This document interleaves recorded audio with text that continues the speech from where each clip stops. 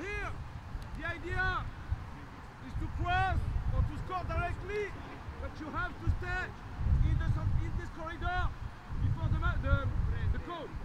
Okay, get ready. Intensity now. This is a three-phase, three-zone attack versus defence exercise from Sunderland that begins in the central zone with a 3 versus 2 scenario.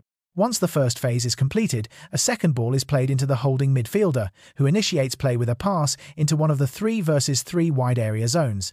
From the wide zone, the attacking players will attempt either to deliver a cross or to take a direct shot on goal from within that zone.